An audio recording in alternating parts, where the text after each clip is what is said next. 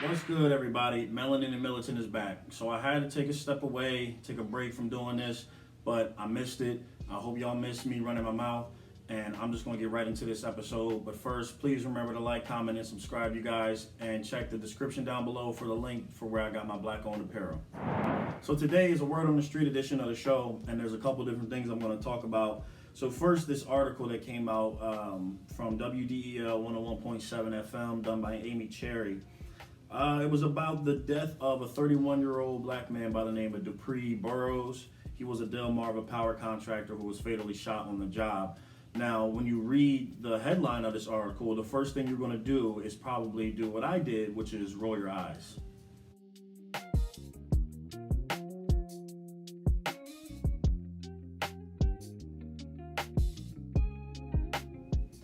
Delmarva power contractor who was fatally shot was on probation. So if the headline isn't bad enough, once you read the actual article, you'll find that almost 90% of the article is about the shooting that he was convicted for, his past criminal record, and instead of having anything to do with his death and the circumstances surrounding it, it solely focuses on pretty much, what he was in prison for. And a friend actually sent this to me, I guess, knowing that it would invoke this type of response from me. And my reaction to it is just that headlines and articles like this, all they do is perpetuate an idea of us that, oh, he was just another black criminal, so therefore he deserved to die. And that's the first thing I think when I read an article like that, because otherwise, if that's not what you're thinking, then why would you make that the article, or why would you make that the headline, and why would you write an article like this solely focusing on his past criminal record?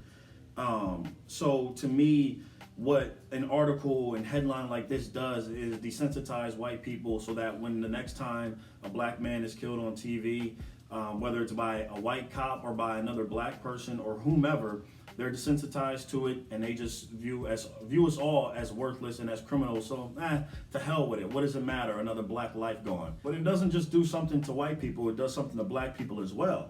It desensitizes us as well and makes us see other black people as worthless, and makes it easier for us to continue to kill one another instead of seeing the other black person as a brother, as a sister, as family, as, somebody that is just like us.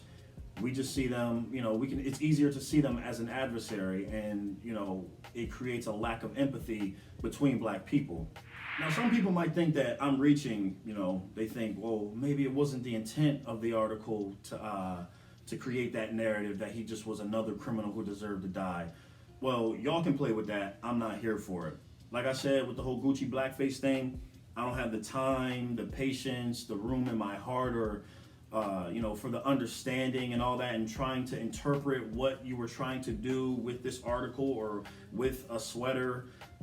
So I'm just not here for it, because in this day and age, you should know better. And when you know better, you do better. So the other thing that tells me that they know this article was wrong and this headline was wrong is that a few days later, they actually end up changing the title of the article.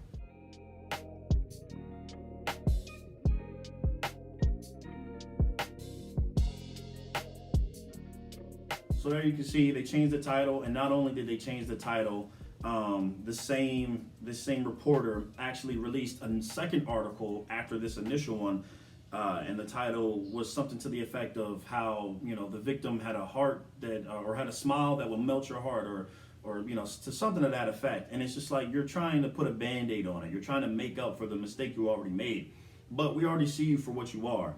So it's a little too late. And again, I just don't have any more patience for, whoever it is that's putting any content out there like this.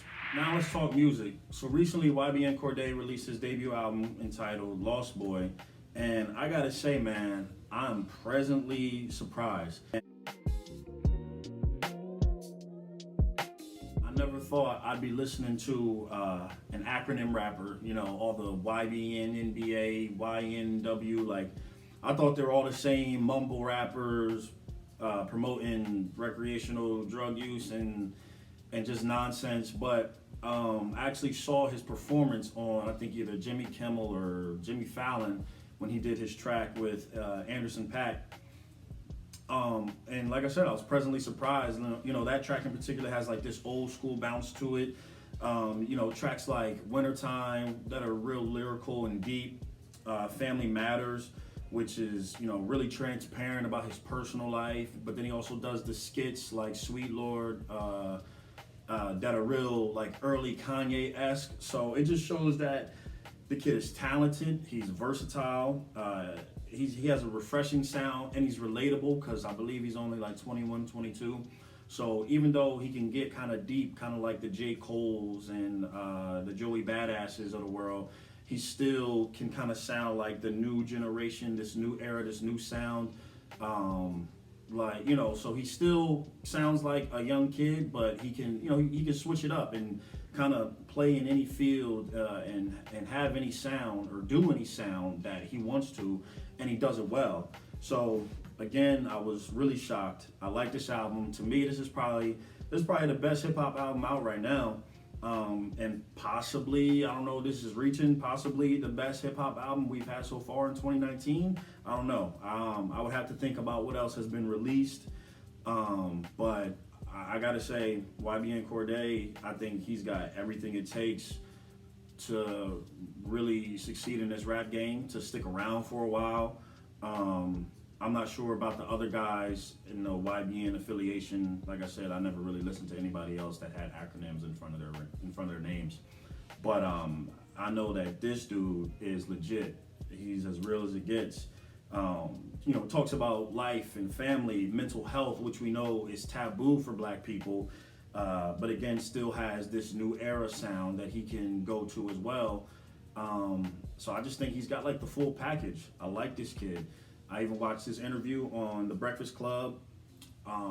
You get to see how smart he is, articulate, got a good head on his shoulders. He talks about how he can be self-reflecting and realize maybe when he's doing something that isn't really a benefit to him, so he can check himself and hold himself accountable. He just sounds like he's not going to be another typical mumble rapper, you know, doing foolish things with his money. He's got a Puma deal, you know, he's got a sneaker deal with them. So I just like everything about this kid, man. So I highly recommend, if you're looking for something hot to listen to right now, YBN Cordae's debut album, The Lost Boy, is definitely where it's at. Now this last story that I'm gonna bring up is something that I don't even understand why it's news. I don't understand even why it happened. But I'm going to talk about it nonetheless. So recently, 3 students at the University of Mississippi decided in the middle of the night to get rifles and go pose in front of an Emmett Till memorial, which was riddled with bullet holes. Now, this is actually the 4th time that this sign has been vandalized. So now this 5th one that they put in place will now be bulletproof. But I just like, why? Why? I want to understand why. I want to understand the thinking, the logic. What made them go out and do this and pose in front of the picture with guns and they're smiling as well.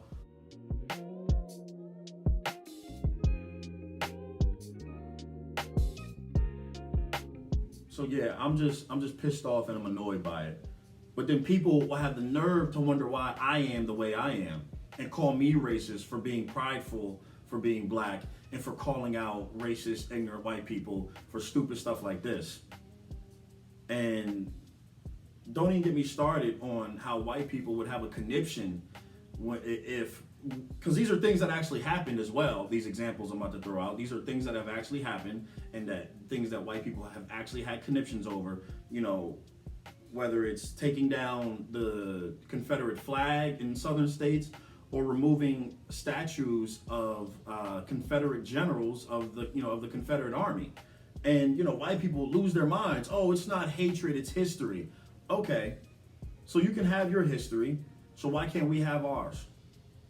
Why would you ever feel the need to mess with the memorial for the death of somebody whose death was one of the many sparks of the civil rights movement? What's the need? I don't get it. But, you know, it's all right, though, because these men will get what they deserve. Now, I'm not talking about somebody's going to retaliate and hurt them or harm them physically. I'm just talking about straight up karma. when you put energy out there like that into the world, you better believe it's going to come back to you. So I'm not going to stress over it too much, but I wanted to talk about it. Some people might think, oh, don't give those people the attention because that's what they want. That's what they sometimes say about mass shooters or whatever. I'm not here to play those psychological games and all that nonsense. If you do something stupid, I'm going to call you out for it, So let's not also forget that the University of Mississippi said that what they did was what these students did was unacceptable, but it didn't break their code of conduct, so there was no way in which these young students could be punished for it. I just thought that was another alarming fact about this entire story. But yeah, I'm not too shocked, honestly. This is what ignorant white people do, and I guess they'll just keep on doing it. And I'm gonna keep on doing what I'm doing, which is calling you out and calling you exactly for what you are, which is racist and ignorant and foolish. So that's it for today, guys. I hope you enjoyed this episode. Please remember to like, comment, and subscribe. Let me know what your favorite track is off of YBN Corday's album. If you've listened to it already, let me know in the comments. Let me know what you think about this Emmett Till Memorial vandalization story, if that's even a word. And I'll put the link in the description as well for this article, so you can read it for yourselves. Let me know what you think about that as well. Again, thank you all for watching, and I'll catch you guys next time.